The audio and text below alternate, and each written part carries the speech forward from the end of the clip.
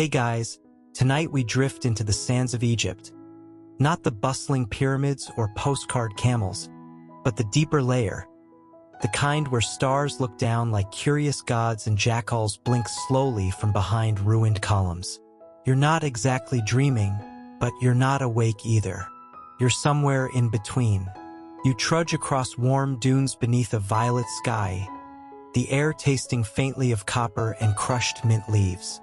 Behind you, the world you know is disappearing, and ahead, a towering stone gate, flanked by obsidian jackals whose eyes flicker gold. Their gaze is not hostile, just ancient. You probably won't survive this judgment. Don't worry, though. No one ever does on the first try.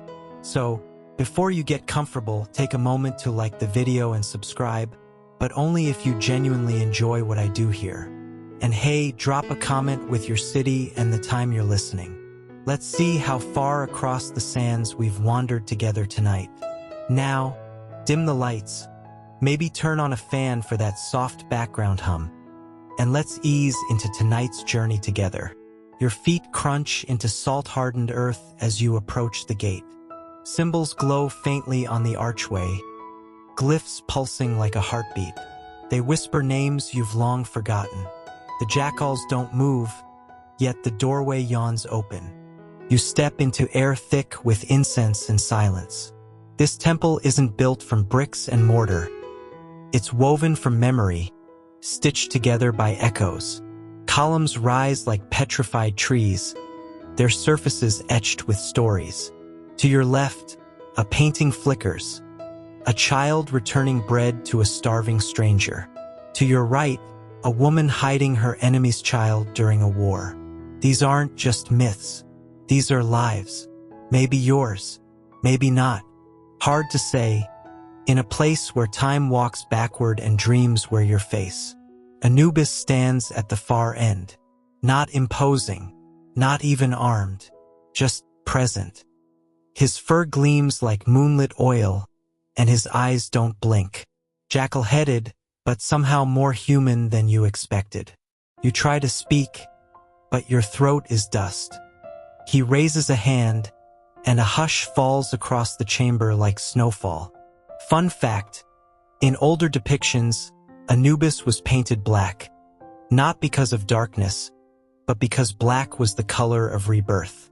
The soil along the Nile turned black when it was ready to bloom. So, when you see his onyx fur, you're not looking at death, you're looking at the beginning. You follow him without question. Not because he commands, but because the air itself pulls you forward. That, and your legs no longer seem to belong entirely to you. As you pass deeper into the temple, shadows stretch like velvet. You spot a pedestal where a heart once beat so loudly, it cracked the stone beneath it. On another, the feather of Mot trembles as if remembering. Scholars still argue whether the weighing of the heart was a literal ritual or symbolic mythology. A narrative warning for the living to check their moral receipts. But here, in this moment, it feels real enough to reshape the bones in your chest. Behind you, faint laughter echoes. A memory of the time you cheated on a math test in 5th grade. You hope Anubis didn't catch that one. Ahead, the temple's back wall melts away to reveal more desert, infinite and glowing, like powdered gold. No sun, just a horizon that hums. A thought occurs. Maybe this isn't a temple at all. Maybe it's a vessel, one made to carry you into the stillest part of yourself. The part even you forgot existed. You step beyond the last column, and a quiet tremor slides under your feet. Not danger, more like the world inhaling before it speaks. Anubis stops and turns, his jackal ears twitching once. Then he steps aside. Before you, carved into the sand, is a massive circle. Within it, a perfect stone platform, and atop that, an ancient scale, its arms impossibly balanced. No hinges, no chance. Just force and fate. Anubis doesn't speak. He gestures, and you realize you're already holding your heart. It glows faintly in your hands, beating slow, thick thuds, like a drum in syrup, is heavier than it should be. Probably all those TikTok arguments you had last year. You place it on the left pan. The stone hums, the scale doesn't move. Not yet. On the right, the feather of Mott waits, impossibly light, yet able to tip the balance of your afterlife. Oh, and here's a quirky one. In one obscure spell from the Book of the Dead, a soul tries to bribe the scales using compliments. Oh, scale, you're so symmetrical. Have you been working out? It didn't end well. Anubis raises a finger. The weighing begins. The scale doesn't lurch. It doesn't creak. It simply listens. The air grows thicker, denser, as though every molecule is pressing in to witness this moment. Your heart pulses once more, then sighs. On the opposite pan, the feather shimmers with an inner glow, impossibly still. Time slows, you don't breathe, and then images. Not on the walls this time, but in the very space between things. A flickering tapestry of your deeds, both loud and quiet. That time you lied about liking someone's cooking. That time you called your grandma just because. That one dream you abandoned. That other one you gave away to someone who needed it more. Anubis stands motionless, but you can feel him watching, not as a prosecutor, but as a custodian. There's no judgment on his face, only precision. In mythology, he's the weigher of souls, not the punisher. That's someone else's job. From somewhere above, a whisper. He who is silent in the hall of judgment will speak forever in the field of reeds. You're not sure if it's a proverb or a threat. Suddenly, the chamber bends. You stumble, blinking, and realize the scene has shifted. Your memories aren't just playing out. They're rebuilding the hall itself. A corridor forms, lined with moments you'd rather forget. There you are, refusing to help a friend because you were too tired. There you are again, offering a stranger your seat on the subway. A strange balance. Anubis walks beside you, silent. But something else stirs now, faint laughter. Not malicious, just amused. You turn and see a baboon, lounging on a scroll. Is Thoth the scribe. He winks, ink-stained fingers mid-scribble. Thoth is the one who records everything in this place. Every breath, every stumble, every kindness. Fun fact, in some myths, Thoth could rewind time to correct errors in fate, like a divine undo button. You pass him, and the hallway ripples again. Now you're on a boat, or in hand, gliding across a river of stars. Behind you, the temple fades. Ahead, a second set of scales. Smaller, personal. Scholars still debate whether the journey after death was linear or cyclical. But this feels like both. You're not moving forward. You're circling deeper into yourself. You blink and you're back in the hall. No fanfare. Just stillness. The scales before you now shimmer faintly, tilted, but not fallen. The feather trembles slightly, reacting to a new memory. You see yourself holding your tongue during an argument, not for weakness, but for mercy. That single act adds nothing in mass, but shifts everything in weight. Anubis tilts his head, listening. And then, with a gesture, he calls forth another figure. A towering, lion-hippo-crocodile hybrid slinks into view. Amit, the devourer. She yawns with 1,000 teeth. Here's your quirky tidbit. Contrary to popular belief, Amit isn't evil. She's a failsafe. If your heart's too heavy with wrongdoing, she eats it. That's it. No eternal el fire. Just deletion. You become unmade, like a file corrupted beyond repair. She sniffs the air, bored. Clearly, she's seen heavier hearts today, but she waits. The tension is unbearable. You consider cheating the scale, saying a prayer, offering a bribe.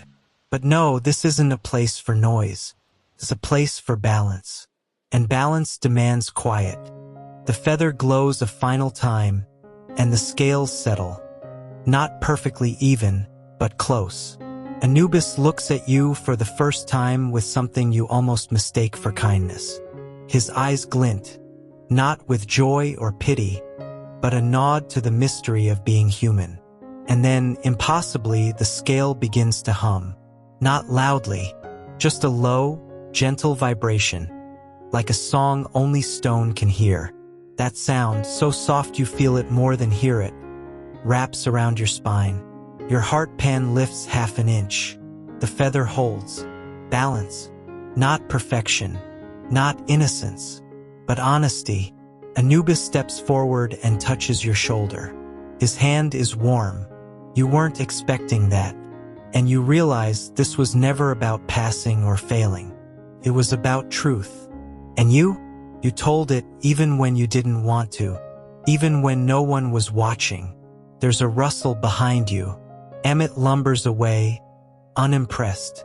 Guess she's got other snacks lined up. And just like that, the hall dissolves again. Only this time, you don't fall. You float. You drift now, but not through space, through memory. The stone beneath your feet becomes soft as silt, and the air smells of lilies and fire. You're in a boat again, only this one's real. Black wood, gold trim, lotus petals drifting alongside like forgotten prayers. Anubis stands at the prow, robes rippling in no wind. The boat sails itself. In the distance, stars dangle like ripe fruit, each one humming softly. You realize you're crossing the celestial Nile. In ancient Egyptian belief, this was the river the sun god Ra sailed nightly, through 12 gates of the Duat, the underworld. Each hour marked a trial, each trial a truth. Some say Anubis only joined partway. Others claim he guided the whole route in secret. Scholars still argue whether Anubis was more guardian or judge. You're inclined to think he's both. The water beneath you glows with images. A life, not entirely yours, but not entirely foreign. This is where dreams bleed into memory, where the lives you almost lived hum beneath the surface like koi beneath moonlight. The boat doesn't rush. It glides, like time in a dream you never want to end. A shape rises ahead, a gate of flame carved into obsidian cliffs. The first gate. No door, no lock, just fire. Anubis glances at you and says nothing. Of course, this part is yours alone. You step off the boat and the fire doesn't burn. It tastes you. Every moment you've swallowed your truth flares briefly in its light. That time you said, "I'm fine," when you weren't. That time you hid your art because you were afraid it was silly. The gate doesn't laugh. It opens. Beyond it, darkness, but not empty. The dark here is alive. Shapes flicker past. Jackals with glowing eyes, hieroglyphs that slither like snakes, fragments of old lullabies your mother used to hum when the power went out. The Egyptians called this place Rosajau, the entrance to the secret paths. It's not meant to be walked. It's meant to be remembered. And yet, here you are, barefoot, unsure, and strangely okay with that. You pass a mural showing Ra battling a serpent named Apophis. The serpent dies and returns, again and again. You understand now, balance isn't something you find once. It's something you remake every single day. You reach the second gate, a door made of bones and starlight. No que yole. Just a riddle floating midair.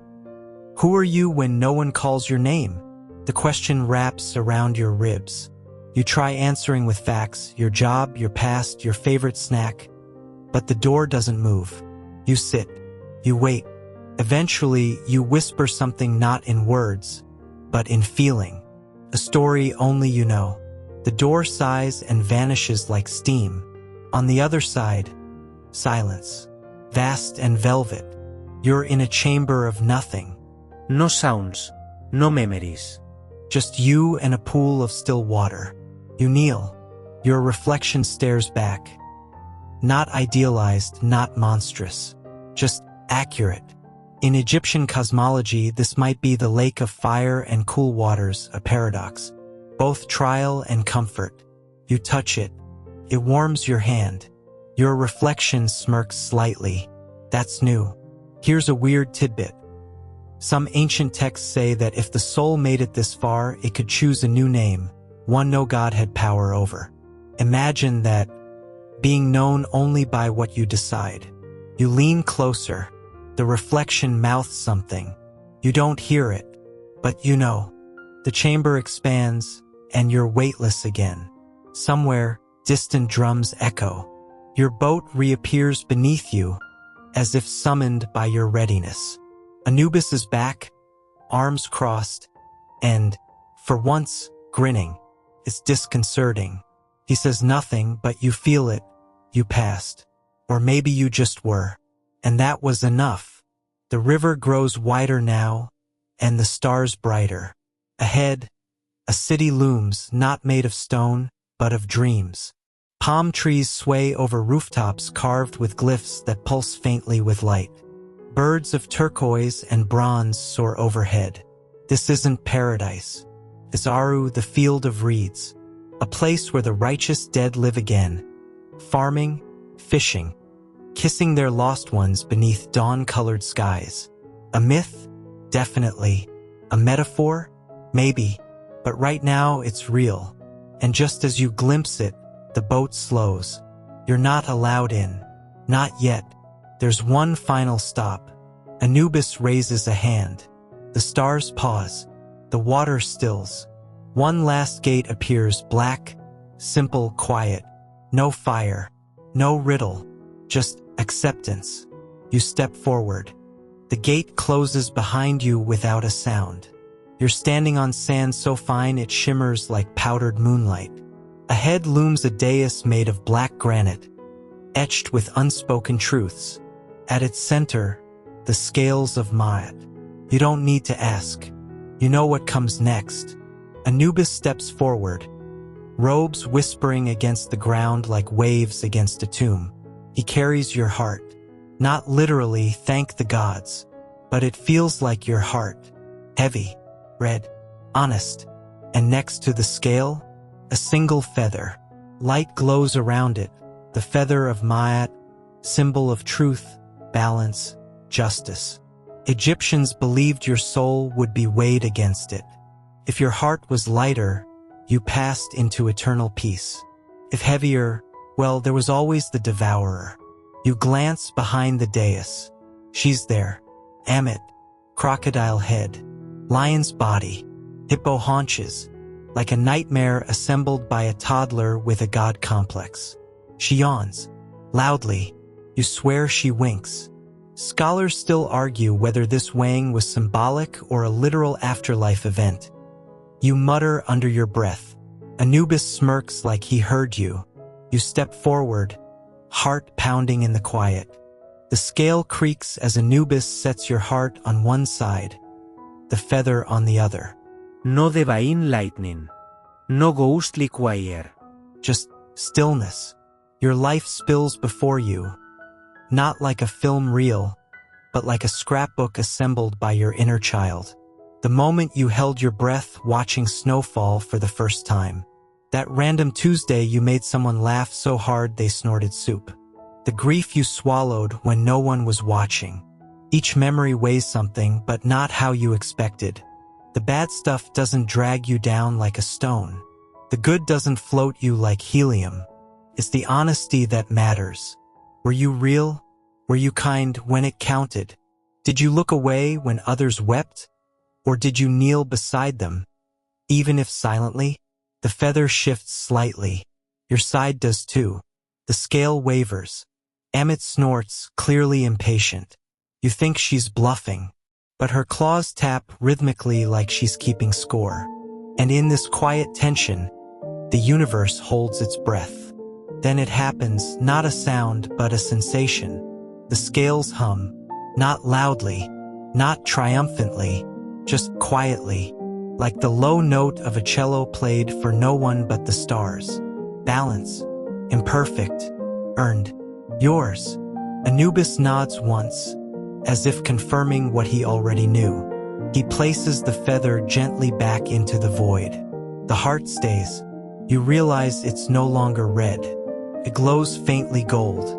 Here's a quirky little detail from lesser-known temple scrolls. Some believed that if your heart passed the test, it became part of Ra's sun bark, fueling the dawn for others. Imagine that. Your messy little life, quietly igniting the sky for someone who's barely holding on. Amit groans and slinks into the shadows, clearly disappointed. She'll get her snack another night. Anubis gestures forward. Not up, not down, just forward. You walk past the scales, past the dais, through a curtain of blue light that smells like wild mint and distant rain. You don't feel judged. You feel understood. What lies beyond is not heaven, not reward, it's return. A vast field swaying with papyrus. Sky the color of morning breath. Birds circle in slow spirals overhead, singing names you almost remember. This is not escape. It's reunion. You see shadows in the reeds, friends you thought you lost, a version of yourself, age 12, running barefoot, cackling. Someone you love, already gone, waiting beneath a palm tree. They don't speak, but they smile. Aru, the field of reeds. In ancient lore, it's a mirror of your best memories, but editable. You get to prune the pain, replant joy, laugh freely. Egyptians believed this place was earned, not gifted. Not a paradise for the powerful, but a garden for the good-hearted. And yes, you see the river here, too. Always the river, always flowing. Anubis fades from sight, his job done. But you feel his presence in the balance beneath your feet. You sit in the reeds. The sky yawns above. You are neither awake nor dreaming. You are whole. And the wind hums, a tune you somehow know. You lie back in the reeds, the stems bending gently to cradle you. Overhead, stars begin to wink into view, not sharp and cold like they are on Earth, but warm, each one pulsing softly like a heartbeat in the night. A small boat drifts silently down the nearby canal. A figure rows, backlit by a lantern that emits no flame, only memory. Could be RA off duty, or Thoth taking notes, or maybe it's no one. Maybe it's you, from a dream you haven't had yet. Egyptian myths told us that time was circular, like a scarab rolling the sun forever. Here it feels true. You don't feel a past or future, only a now that stretches wide like an endless yawn. And here's something strange scholars found etched deep in a burial shaft near Saqqara. A line that reads, "He who sleeps with balance shall awaken as wind." No one really knows what it means. Some say it's poetic nonsense. Others, they smile and say nothing. You feel it now, the soft pull of breeze lifting you. Not your body, but your essence. You are no longer walking the path. You are the path. You move without moving, drifting over fields and temples, above half-finished prayers and forgotten songs. The Nile below glows like a spinal cord of the gods, and every twist in its serpentine length carries a whisper from the living to the gone. You see dreams unfolding in sleeping minds, children murmuring in tongues not taught in school, old women tracing the air with fingers guided by memory. You are a witness now like Anubis was. You hold space for stories too delicate to speak aloud. A temple rises below you, half in ruin, half alive. Inside, an acolyte pours water onto stone, humming a lullaby learned from his grandmother. He doesn't know your name. He doesn't need to. His rhythm matches the scales. His song keeps the balance humming. The myths were never just about death. They were instructions for living. Honor truth. Protect the helpless. Face your flaws with grace. And when your time comes, step forward, heart open, feather ready. As your awareness rises like mist, you pass a giant mural. It's unfinished, which is weird, Egyptians didn't leave things undone. Yet here it stands, a wall of shifting color, your story scrawled in divine shorthand. There's a moment you barely remember, giving someone your umbrella and getting soaked. There's a time you almost lied but didn't. There's a person you comforted at great cost to your own heart. It's beautiful, and it's enough. The mural ends with a small symbol. Not an eye, not a scarab, not even your name. Just a ripple, a sign that you mattered, like a pebble dropped in eternity's pond. One final quirky note. In certain Greco-Roman period texts, Anubis is described not as a judge, but a friend of the lost, a fellow wanderer who walks beside you, gently steering without ever commanding. You smile at that. Feels right. You descend into a pool of shadow and song. You are no longer a figure. You are presence. You are balance. You are peace. The stars dim to embers, and the reeds grow still. Even the wind, your wind, slows to a hush. The scales are quiet now. Anubis sleeps. Amit fades. The temple doors seal gently like eyelids. Your journey, long and strange, softens at the edges like a well-worn dream. The weight of judgment has passed, replaced by a soothing certainty that you walked with care and were measured not by perfection, but by truth. In this quiet, the myths no longer feel ancient. They feel close, like stories whispered from someone who's seen a little too much, but still hopes for the best. You drift, not upward, not down, but inward. Your breath slows, muscles loosen.